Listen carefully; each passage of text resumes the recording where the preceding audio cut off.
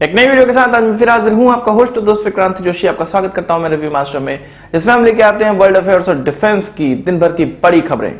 तो चलिए जान लेते हैं। सबसे पहले हम लोग बात करेंगे प्रोजेक्ट 75I, जिसके तहत हमें 6 कन्वेंशनल सबमरीन बनानी है। इसमें एक पेंच और निकलकर सामने आया है। रिक्वायरमेंट बढ़ गई है इंडियन नेवी की, और इंडियन नेवी का ये कहना है कि इसमें AIP लगा होना चाहिए, एयर इंडिपेंडेंट प्रोपल्सन लगा होना चाहिए, पर ये उसी ओरिजिनल इक्विपमेंट मैन्युफैक्चरर द्वारा बनाया जाने वाला होना चाहिए। कोई ऐसा नहीं कि भारत का कोई, जैसे कि DRDO के द्वारा बनाया गया तो उसका AIP इस्तेमाल कर ले, ऐसा नहीं है।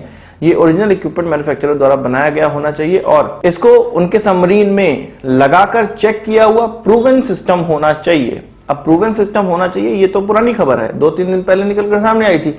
आज एक चीज और निकलकर सामने आई है कि इस प्रकार का प्रूवन सिस्टम जो 5 कंपनियां, विदेशी कंपनियां चुनी गई है, जिसमें कि जर्मनी, फ्रांस, स्पेन, रशिया और साउथ कोरिया की कंपनियां हैं, उसमें रशिया, स्पेन और फ्रांस के पास तो कोई प्रूवन सिस्टम है ही नहीं, AIP है ही नहीं, क्योंकि वो तो न्यूक्लियर सिस्टम इस्तेमाल करते हैं, न्यूक्लियर सबमरीन इस्तेमाल करते हैं, तो उनके पास इस प्रकार का सिस्टम नहीं है।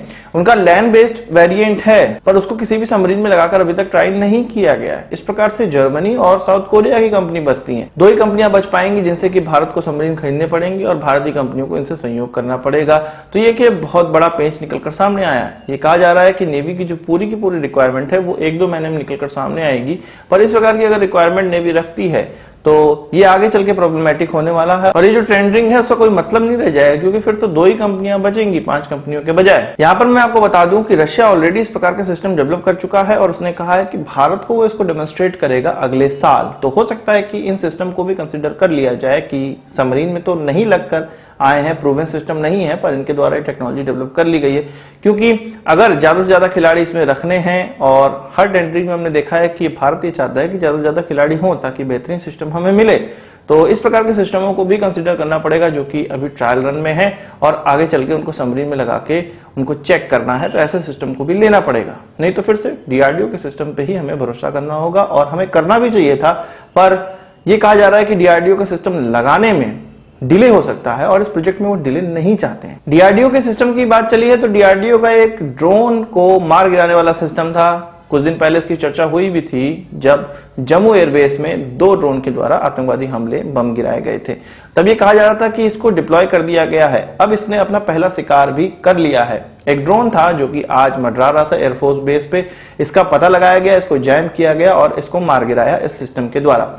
ये कंफर्म नहीं हुआ है कि ये DRDO का सिस्टम मार के गिराया है या इजराइल से एक सिस्टम हम लोग ले रहे हैं ड्रोन गार्ड, उसके द्वारा मार के गिराया गया है।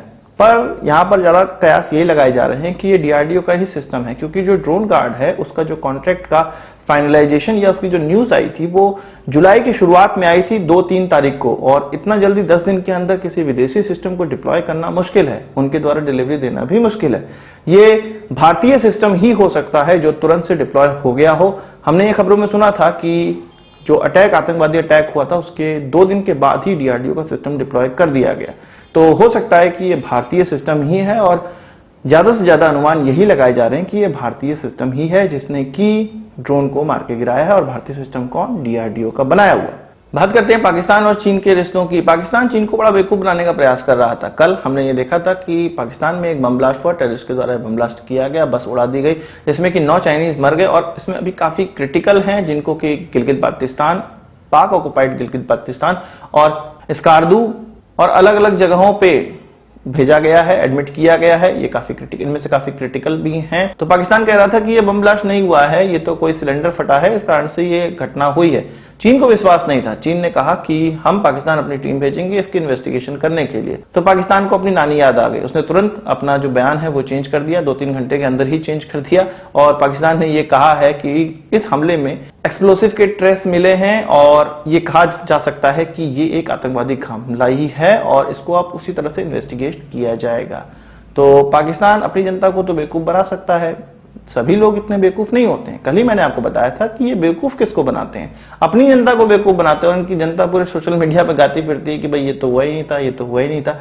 पूरे विश्व को पता है कि पाकिस्तान क्या कर रहा है। उनके नाजायज बाप तक को पता है, चीन को पता है कि ये मेरा जो लड़का है ये मुझे बेवकूफ बनाने का प्रयास कर रहा है, सारी चीजें मुझे अपने हाथ में लेनी पड़ेगी। और जैसे ही उसने कहा कि मैं अपने हाथ में लेता हूं, पूरी सच्चाई पाकिस्तान ने उगलना स्टार्ट कर दी है। बात कर लेते हैं तालिबान की। तालिबान ने अफगानिस्तान से यह कहा है कि 3 महीनों का सीज फायर उनको चाहिए, और इस 3 महीने के सीज फायर के एवज में वो ये कहते हैं कि 7,000 उनके जो प्रिजनर हैं, जो तालिबानी कैद में हैं, उनको छोड़ा जाए अफगानिस्तान की तरफ से। अफगानिस्तान के ऑफिशियल ने कहा कि ये बहुत ज्यादा हो रहा है। अफगानिस्तान के ऑफिशियल ने यह भी कहा कि पिछले ही साल 5,000 लोगों को छोड़ा गया था, हुआ क्या? कुछ नहीं हुआ। और ये जो 5,000 लोग छोड़े गए वो उल्टा हमारे ऊपर ही आक्रमण कर रहे हैं, हमसे ही लड़ रहे हैं, गवर्नमेंट की फोर्सेस से लड़ रहे हैं। तालिबान की तरफ से यह भी कहा गया है कि उनके जो लीडर हैं उनका यूएन में जो ब्लैक लिस्टिंग हुई है उसको भी हटाया जाए, उनको साफ सुथरा कर दिया जाए। और अफगानिस्तान ने कहा है कि ये बहुत ज्यादा है। अब देखते हैं कि आगे क्या होता है, किसको समय चाहिए। 3 महीने का जो ये समय है, जो अफगानिस्तान के जानकार लोग हैं वो ये कहते हैं कि तालिबान अपने जितने भी इलाकों में घुस चुका है उसमें मजबूती चाहता है अपनी इन 3 महीनों में, ताकि सीज फायर हो और इसमें मजबूती वो ले पाए। इसके अलावा अफगान मुद्दे पे ही रशिया की बात कर लेते हैं। रशिया के एम्बेसडर ने कहा है कि भारत के साथ वो ऐसा कोई कोलिजन नहीं करने वाले हैं जिससे कि वो अफगानिस्तान में जाके अफगान गवर्नमेंट की कुछ मिलिट्री वाली हेल्प कर सकें या अपनी कोई डिप्लॉयमेंट कर सके। ऐसा कोई आवश्यकता ही नहीं है अभी अफगानिस्तान में, उनका ये कहना है। उनके द्वारा ये कहा गया है कि जो कलेक्टिव सिक्योरिटी ट्रीटी ऑर्गेनाइजेशन है जिसके तहत कुछ 6 देश आते हैं, उनकी सुरक्षा करना, पूरे बॉर्डर की सुरक्षा करना, ये उन देशों का आपसी जिम्मेदारी है, जिसमें रशिया की भी जिम्मेदारी है। तो ये चीज वो करेगा, पर भारत के साथ ऐसा कोई कोलैबोरेशन नहीं निकलकर सामने आएगा जो कि अफगानिस्तान में अफगान गवर्नमेंट के लिए लड़ने जाए या मदद करे या हमारी ट्रूप वहां पर उतरे। यही तो हम जानते ही हैं कि भारत भी इस तरह से कोई भी चीज नहीं करने वाला है। उनका यह भी कहना था कि भारत का अफगानिस्तान में लंबा इन्वेस्टमेंट रहा है और अफगानिस्तान की ट्रूप्स को भी शिक्षा दे रहा है, अपनी यूनिवर्सिटी में स्कॉलरशिप देता है। ये चीज रशिया भी करता है और आगे भी यही चीज करता रहेगा। इसके अलावा कुछ अनवेरिफाइड न्यूज पर हम लोग बात कर लेते हैं। साउथ वजीरिस्तान जो कि पाकिस्तान के केपीके में है, यहाँ पर एक साउथ टाइगर करके नया टेरर ग्रुप बन गया है जिसने कुछ गवर्नमेंट के अधिकारियों, गवर्नमेंट के ऑफिशियल्स, एनजीओ के कार्यकर्ता, इन सबको अगवा कर लिया और एक वीडियो निकाला है जिसमें कि ये हॉस्टेजेस दिखाए गए हैं। तो ऐसे कई अभी टेरर ऑर्गेनाइजेशन खुलेंगे क्योंकि उस क्षेत्र में